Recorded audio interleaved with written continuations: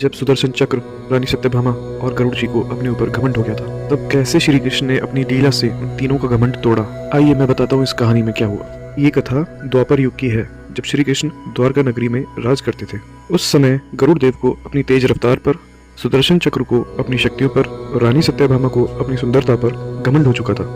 उनके घमंड को तोड़ने के लिए श्री कृष्ण ने हनुमान जी के साथ मिलकर एक लीला रची। श्री कृष्ण ने हनुमान जी को याद किया और उन्हें द्वारका के उपवन में फल तोड़ने और उत्पात मचाने के लिए कहा। जब हनुमान जी ने ऐसा किया तो श्री कृष्ण ने गरुड़ जी को याद किया और उनसे कहा, हे गरुड़, एक वानर ने बाघ को तबाह कर दिया है, तुम जाओ और उसे पकड़कर मेरे पास ले आओ।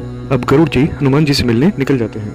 वो नहीं जानते थे कि हनुमान जी क्या शक्ति है। अब गरुड़ जी उड़कर गए और हनुमान जी से कहा, चलो वानर द्वारका में, राजा ने तुम्हें बुलाया है। हनुमान जी ने बड़े आराम से कहा, मैं किसी राजा वाजा को नहीं जानता, मैं तो सिर्फ अपने प्रभु राम को जानता हूँ, तुम भी राम का नाम लो भाई। अब गरुड़ जी को गुस्सा आया और उन्होंने हनुमान जी को जबरदस्ती ले जाने की कोशिश की, लेकिन गरुड़ को क्या पता था कि वो हनुमान जी की शक्ति के आगे कुछ भी नहीं है और वो हनुमान जी को हिला भी नहीं पाए।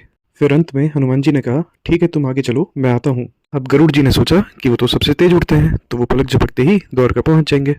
लेकिन जब वो महल के दरवाजे पर पहुंचे तो देखा कि हनुमान जी पहले से ही वहां पर खड़े हुए हैं। गरुड़ देव दंग रह गए कि उनसे भी तेज कोई कैसे हो सकता है।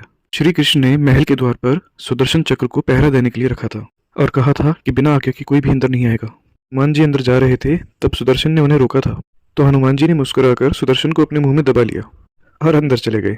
सत्यभामा को लगता था कि वह सबसे सुंदर हैं और कृष्ण सबसे ज्यादा उन्हें ही चाहते हैं। कृष्ण ने उन्हें अपने साथ सीता बनकर बैठने को कहा था, लेकिन जब हनुमान जी आए तो उन्होंने कृष्ण जी को देखा जो कि राम के रूप में बैठे थे। तो हनुमान जी ने पूछा कि प्रभु, आपके साथ ये कौन सी दासी बैठी हैं और सीता माता कहाँ है। यह सुनकर सत्यभामा जी का घमंड चूर चूर हो गया। जब कृष्ण ने पूछा, हनुमान तुम द्वार से कैसे आए, क्या सुदर्शन ने रोका नहीं, तो हनुमान जी ने सुदर्शन चक्र मुंह से निकाला और प्रभु के चरणों में रख दिया। अब गरुड़ जी को समझ में आ चुका था कि उनसे भी शक्तिशाली और तेज इस दुनिया में कोई मौजूद है। उनका घमंड टूट गया और उन्होंने माफी मांगी। तो दोस्तों, अगर आपको ये किस्सा अच्छा लगा हो तो कमेंट्स में जय श्री राम जरूर लिखिएगा।